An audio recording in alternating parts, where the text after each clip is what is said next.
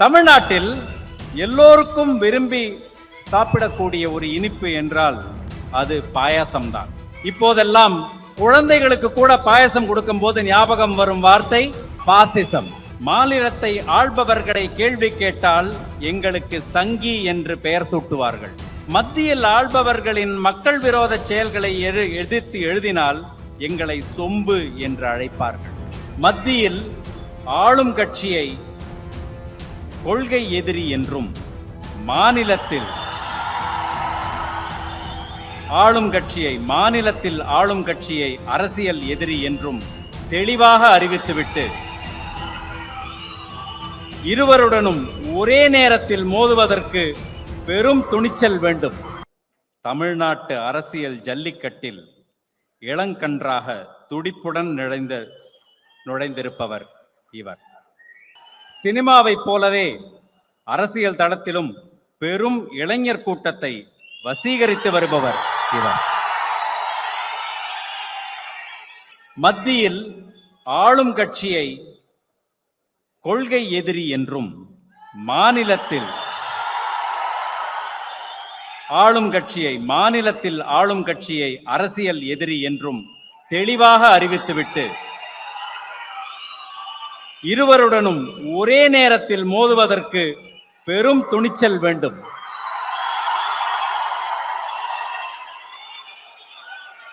அதை செய்திருப்பவர் இவர்.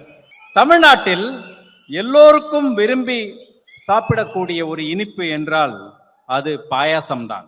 இப்போதெல்லாம் குழந்தைகளுக்கு கூட பாயசம் கொடுக்கும் போது ஞாபகம் வரும் வார்த்தை பாசிசம்.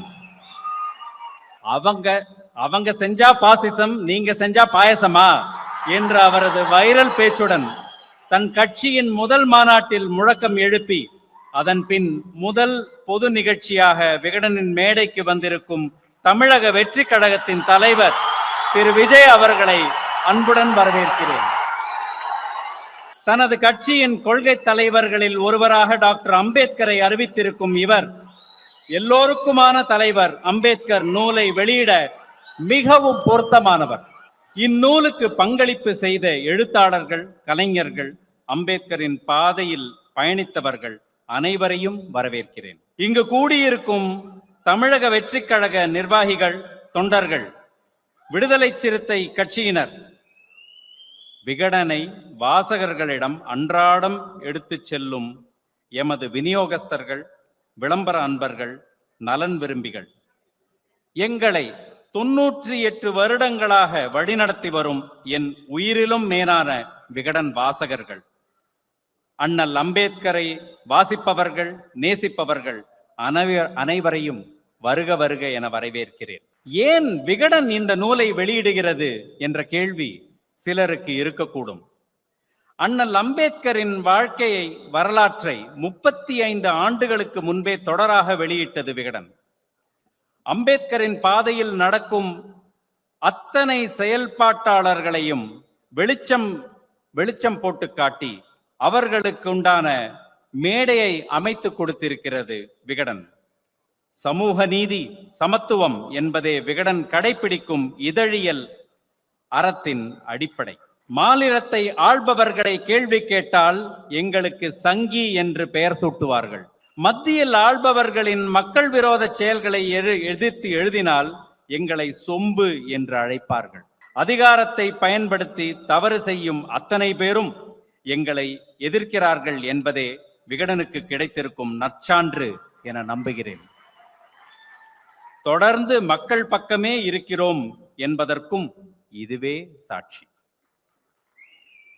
தலித்துகளுக்கு தலைவர் பதவி ஒதுக்கப்பட்ட கீரிப்பட்டி, பாப்பாப்பட்டி தேர்தல் நடைபெறாத அவலமாக இருக்கட்டும், இரட்டை குவளை நடைமுறையாக இருக்கட்டும், வேங்கை வயல் கிராமத்தில் ஒடுக்கப்பட்ட மக்கள் குடிக்கும் தண்ணீரில் மனித கழிவை கலந்த கொடூரமாக இருக்கட்டும், தலித் மாணவன் கல்வி பெறுவதை பொறுக்காமல் அந்த இளைஞனை வெட்டி சாய்க்க முயன்ற 4 நேரி கொடுமையாக இருக்கட்டும், சுடும் உண்மைகளை சுட்டிக்காட்டி தீர்வு தேடும் முதல் குரலாக விகடனின் குரல் இருந்து வருகிறது, இருந்தும் வரும்.